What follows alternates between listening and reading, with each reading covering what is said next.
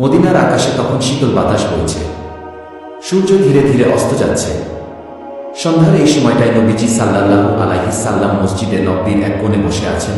তার চেহারায় প্রশান্তির আভা, কিন্তু তার হৃদয়ে চলছে এক গভীর প্রতীক্ষার অনুভূতি। রমজান আসছে।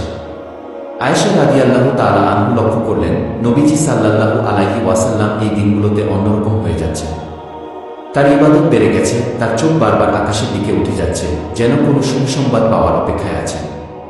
তিনি কৌতূহলী হয়ে জিজ্ঞেস করলেন, ইয়া রাসূলাল্লাহ, আপনি কি কোনো কিছু নিয়ে এত ব্যাকুল? নবীজি সাল্লাল্লাহু আলাইহি ওয়াসাল্লাম মৃদু হাসলেন, চোখে ছিল গভীর ভালোবাসার ছোঁয়া।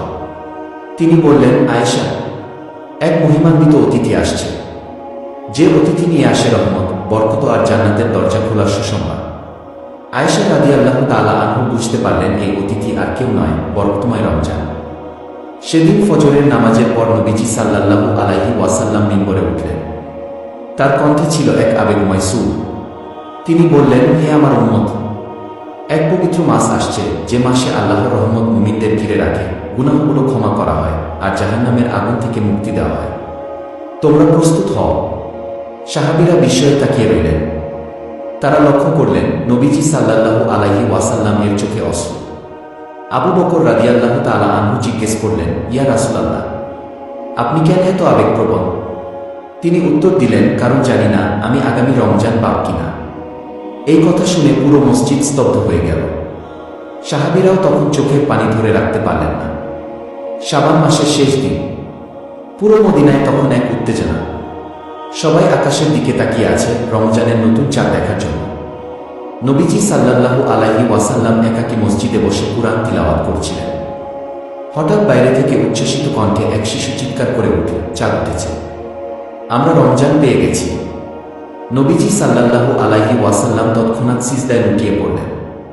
তার কণ্ঠে ছিল এক গভীর দোয়া, হে আল্লাহ, তুমি আমাদের রমজান দান করেছ, আমাদের রোজা কবুল করো, আমাদের গুনাহ মাফ করো আর আমাদের জান্নাত দান করো। মদিনার আকাশে তখন তাকবীরের ধ্বনি ছড়িয়ে পড়েছে। আল্লাহু আকবার, আল্লাহু আকবার, লা ইলাহা ইল্লাল্লাহ।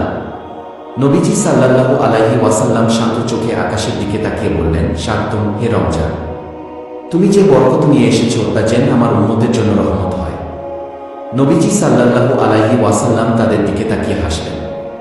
তারপর বললেন, হে আমার সাহাবীরা, আল্লাহ আমাদের উপর এক বরকতময় মাস দান করেছে। আসো আমরা ইবাদতে মনোনিবেশ করি। তারপর নবীজি সাল্লাল্লাহু আলাইহি ওয়াসাল্লাম প্রথম তারাবির নামাজ আদায় করলেন। তার পেছনে দাঁড়ালেন আবু বকর রাদিয়াল্লাহু তাআলা আনহু, ওমর রাদিয়াল্লাহু তাআলা আনহু, ওসমান রাদিয়াল্লাহু তাআলা আনহু, আলী রাদিয়াল্লাহু তাআলা আনহু এবং অন্যান্য সাহাবীরা। পুরো মদিনা যেন তখন এক অদ্ভুত প্রশান্তির অনুভূতিতে নিমজ্জিত। রাত গভীর হল। ফজরের আলো ফোটার আগে নবীজি সাল্লাল্লাহু আলাইহি ওয়াসাল্লাম সাহাবীদের নিয়ে সেহরি খেতে বসলেন।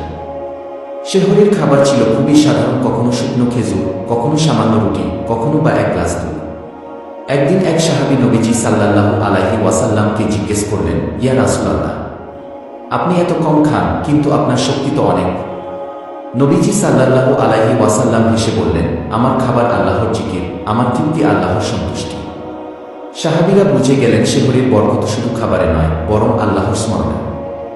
দিনের বেলা সূর্য যখন মধ্য আকাশে উঠে এলো, তখন মদিনার বালু উত্তপ্ত হয়ে উঠল। প্রচণ্ড গরমে বাতাস যেন স্থির হয়ে গেছে। নবীজি সাল্লাল্লাহু আলাইহি ওয়াসাল্লাম মসজিদের পাশে বসে সাহাবীদের সঙ্গে আলোচনা করছিলেন। এমন সময় এক ফকির এলো, যার গায়ে ছেঁড়া কাপড়, হাতে কোনো খাবার নেই। সে ক্ষুধার্ত, তৃষ্ণার্ত। নবীজি সাল্লাল্লাহু আলাইহি ওয়াসাল্লাম তার নিজের রুটির টুকরোটি সেই ফকিরকে দিয়ে দিলেন। আবু বকর রাদিয়াল্লাহু তাআলা আনহু বিস্ময়ে বললেন, ইয়া রাসূলাল্লাহ, আপনি তো নিজেও রোজা আছেন আর কিছু খাবারও নেই। নবীজি সাল্লাল্লাহু আলাইহি ওয়াসাল্লাম মৃদু হেসে বললেন, যে ব্যক্তি অন্যকে খাওয়ায়, আল্লাহ তাকে এমনভাবে খাওয়ান যা সে কল্পনাও করতে পারে না। সেই কথা শুনে সাহাবীরা কেঁদে ফেললেন। তারা বুঝতে পারলেন রমজান শুধু উপবাসের মাস নয়, এটি দান খয়রাতেরও মাস। দিনের তীব্র গরমে অনেক সাহাবী ক্লান্ত হয়ে পড়লেন। কেউ কেউ বিশ্রাম নিচ্ছিলেন, কিন্তু নবীজি সাল্লাল্লাহু আলাইহি ওয়াসাল্লাম তখনও ইবাদতে নিমগ্ন। তিনি কুরআন তিলাওয়াত করছিলেন, মাঝে মাঝে কান্নায় ভিজে যাচ্ছিলেন। সাহাবীরা জিজ্ঞেস করলেন, ইয়া রাসূলাল্লাহ, আপনি এত কাঁদছেন কেন? তিনি বললেন, আমি আমার উম্মতের জন্য কাঁদি। আমি চাই তারা যেন এই রমজানকে সহজভাবে না নেয়, বরং এটিকে জান্নাতের সিঁড়ি বানায়। এই কথা শুনে সাহাবীরা আরও বেশি ইবাদতে মনোনিবেশ করলেন। অবশেষে সূর্য পশ্চিমে হেলে পড়ল। ইফতারের সময় ঘনিয়ে এল। নবীজি সাল্লাল্লাহু আলাইহি ওয়াসাল্লাম সাহাবীদের সঙ্গে বসে আছেন। সামনে মাত্র 3টি খেজুর আর এক পাত্র পানি। সাহাবীরা বললেন, ইয়া রাসূলাল্লাহ, আমরা আরও কিছু খাবার নিয়ে আসি। তিনি বললেন, না, এইটুকুই যথেষ্ট। রোজার প্রকৃত স্বাদ তো আল্লাহর রহমতে। এরপর তিনি প্রথম খেজুরটি মুখে দিলেন, আর তখনই তার চোখে পানি চলে এল। সাহাবীরা অবাক হয়ে জিজ্ঞেস করলেন, ইয়া রাসূলাল্লাহ, আপনি কাঁদছেন কেন?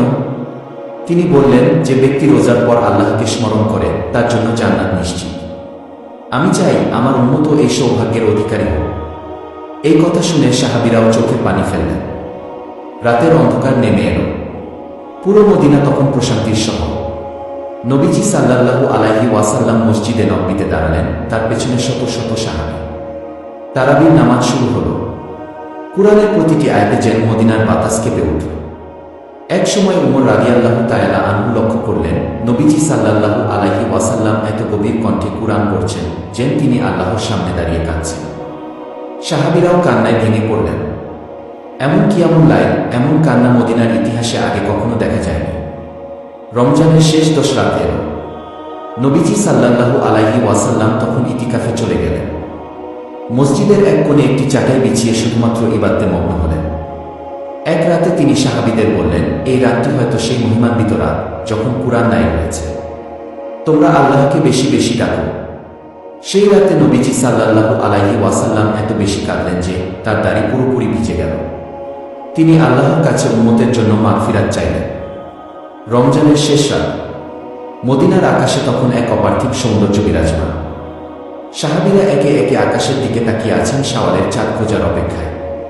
হঠাৎ একজন সাহাবী উচ্ছ্বসিত কণ্ঠে বলে উঠলেন, আলহামদুলিল্লাহ, চাঁদ দেখা গেছে। কাল ঈদ। মদিনায় আনন্দের বয়ে গেল এক তরঙ্গ, কিন্তু নবীজি সাল্লাল্লাহু আলাইহি ওয়াসাল্লাম তখন মসজিদের এক কোণে সিজদায় মগ্ন। তার চোখ থেকে অশ্রু গড়িয়ে পড়ছে। আয়েশা রাদিয়াল্লাহু তাআলা আনহু ধীরে ধীরে এগিয়ে এসে জিজ্ঞেস করলেন, ইয়া রাসূলুল্লাহ, সবাই আনন্দিত, কিন্তু আপনি কাঁদছেন কেন? তিনি দীর্ঘশ্বাস ছেড়ে বললেন, আয়েশা, রমজান আমাদের থেকে বিদায় নিচ্ছে। আমি জানি না আমার উম্মত আগামী রমজান পাবে কিনা। কতজন আজ রাতে শাওয়ালের চাঁদ দেখে আনন্দ করছে, কিন্তু পরের বছর তারা হয়তো এই পৃথিবীতে থাকবে না। এই কথা শুনে সাহাবীরাও চোখের পানি ধরে রাখতে পারলেন না। সকাল হওয়ার সঙ্গে সঙ্গে পুরো মদিনা মুখরিত হয়ে উঠল তাকবীরের ধ্বনিতে। আল্লাহু আকবার, আল্লাহু আকবার, লা ইলাহা ইল্লাল্লাহ, আল্লাহু আকবার, আল্লাহু আকবার, ওয়া লিল্লাহিল হামদ। নবীজি সাল্লাল্লাহু আলাইহি ওয়াসাল্লাম ঘুম থেকে উঠে হাত মুখ ধুয়ে সুগন্ধি ব্যবহার করলেন, সুন্দর একটি সাদা পোশাক পরিধান করলেন। তাকে দেখে সাহাবীরাও নিজেদের সেরা পোশাক পরিধান করলেন। তারপর নবীজি সাল্লাল্লাহু আলাইহি ওয়াসাল্লাম ঘর থেকে বের হয়ে তাকবীর বলতে বলতে ঈদগাহের দিকে রওনা হলেন। তার পাশে ছিলেন আবু বকর রাদিয়াল্লাহু তাআলা আনহু, ওমর রাদিয়াল্লাহু তাআলা আনহু, ওসমান রাদিয়াল্লাহু তাআলা আনহু, আলী রাদিয়াল্লাহু তাআলা আনহু এবং অন্যান্য সাহাবীরা। ছোট ছোট শিশুরাও তাদের সঙ্গে আনন্দে তাকবীর বলছিল। ঈদগাহে পৌঁছে নবীজি সাল্লাল্লাহু আলাইহি ওয়াসাল্লাম প্রথমেই গরিব ও দুঃস্থদের দিকে নজর দিলেন। তিনি সাহাবীদের বললেন, তোমাদের মধ্যে কেউ যেন তার ঘরের দাসদাসীদের ঈদের আনন্দ থেকে বঞ্চিত না করে। তাদেরও ভালো খাবার দাও, ভালো পোশাক দাও। এরপর শুরু হলো ঈদের নামাজ। নবীজি সাল্লাল্লাহু আলাইহি ওয়াসাল্লাম ইমামতি করলেন। নামাজ শেষে তিনি মিম্বরে উঠে দাঁড়ালেন এবং আবেগময় কণ্ঠে বললেন, হে আমার উম্মত, আজকের দিনটি আনন্দের দিন, কিন্তু আমরা যেন গরিব দুঃখীদের কথা ভুলে না যাই। আল্লাহ তাদের প্রতি দয়ালু, যারা নিজের সুখ অন্যের সঙ্গে ভাগ করে নেয়। এই কথা শুনে অনেক সাহাবী চোখের পানি ধরে রাখতে পারলেন না। নামাজ শেষে নবীজি সাল্লাল্লাহু আলাইহি ওয়াসাল্লাম একে একে সাহাবীদের জড়িয়ে ধরলেন। তার চোখে ছিল ভালোবাসার ছোঁয়া। তিনি হাসি মুখে সবাইকে বললেন, তোমরা পরস্পরকে সালাম দাও, আলিঙ্গন করো আর আল্লাহর প্রশংসা করো। এক বৃদ্ধ সাহাবী কাঁদতে কাঁদতে নবীজি সাল্লাল্লাহু আলাইহি ওয়াসাল্লাম এর কাছে এলেন। নবীজি সাল্লাল্লাহু আলাইহি ওয়াসাল্লাম জিজ্ঞেস করলেন, তুমি কাঁদছো কেন? তিনি বললেন, ইয়া রাসূলুল্লাহ, আমার স্ত্রী সন্তান কেউ নেই, ঈদের দিনে আমার আপনজন বলতে আপনি। এই কথা শুনে নবীজি সাল্লাল্লাহু আলাইহি ওয়াসাল্লাম তাকে জড়িয়ে ধরলেন এবং বললেন, আমি তো তোমার পরিবারের একজন। আজ থেকে তুমি কখনো একা নও। এই ঘটনা দেখে অনেক সাহাবী আবেগে আপ্লুত হয়ে গেলেন। ঈদের দিন নবীজি সাল্লাল্লাহু আলাইহি ওয়াসাল্লাম শিশুদের প্রতি বিশেষ ভালোবাসা দেখাতেন। একবার তিনি দেখলেন একটি শিশু এক কোণে বসে মন খারাপ করে আছে। নবীজি সাল্লাল্লাহু আলাইহি ওয়াসাল্লাম তার কাছে গিয়ে বললেন, তুমি কেন মন খারাপ করে আছো? শিশুটি বলল, ইয়া রাসূলুল্লাহ, আমার বাবা যুদ্ধ করতে গিয়ে শহীদ হয়েছে। আজ সবাই তাদের বাবার সঙ্গে ঈদ করছে, কিন্তু আমার বাবা নেই।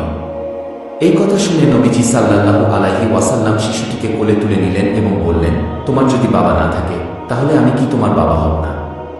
শিশুটি নবীজি সাল্লাল্লাহু আলাইহি ওয়াসাল্লাম এর বুকে মুখ গুজে কেঁদে ফেলল। এই দৃশ্য দেখে সাহাবীরাও চোখের পানি ধরে রাখতে পারলেন না। ঈদের দিন নবীজি সাল্লাল্লাহু আলাইহি ওয়াসাল্লাম সাহাবীদের উৎসাহিত করতেন একে অপরকে ভালোবাসতে, দান খয়রাত করতে। একবার এক সাহাবী বললেন, ইয়া রাসূলুল্লাহ, আমার কাছে তেমন কিছু নেই, কিভাবে আমি ঈদের আনন্দ ভাগাভাগি করব? নবীজি সাল্লাল্লাহু আলাইহি ওয়াসাল্লাম বললেন, তোমার কাছে যদি সামান্য খেজুরও থাকে তাহলে সেটাও অন্যের সঙ্গে ভাগ করে খাও। আর যদি কিছুই না থাকে তাহলে হাসিমুখে অন্যকে সালাম দাও, এটি হবে তোমার শ্রেষ্ঠ উপহার। এই কথা শুনে সাহাবীরা আবেগে কেঁদে ফেললেন এবং একে অপরের সঙ্গে খেজুর, রুটি, দুধ ভাগাভাগি করে নিলেন। নবীজি সাল্লাল্লাহু আলাইহি ওয়াসাল্লাম ও সাহাবীদের ঈদ ছিল আনন্দ, ভালোবাসা, ভ্রাতৃত্ব এবং আল্লাহর প্রতি কৃতজ্ঞতার দিন। আমরা কি আজ সেইভাবে ঈদ পালন করি? আমরা কি গরিব দুঃখীদের কথা ভাবি? আমরা কি একে অপরকে ক্ষমা করি, ভালোবাসি? আসুন আমরা নবীজি সাল্লাল্লাহু আলাইহি ওয়াসাল্লাম এর দেখানো পথে ঈদ পালন করি, একটি ঈদ যেখানে ভালোবাসা, দানশীলতা এবং আল্লাহর সন্তুষ্টি হবে আমাদের প্রধান লক্ষ্য। আশা করি আমাদের এই কাহিনীটি আপনার কাছে খুব ভালো লেগেছে। পরবর্তী ভিডিওতে আপনি কোনো কাহিনী বা ঘটনা শুনতে চান তা আমাদেরকে কমেন্টে জানাতে পারেন। আমরা আপনার পছন্দ অনুযায়ী ভিডিও তৈরি করব। এরকম আরও কাহিনী পেতে চাইলে চ্যানেলটি অবশ্যই সাবস্ক্রাইব করুন।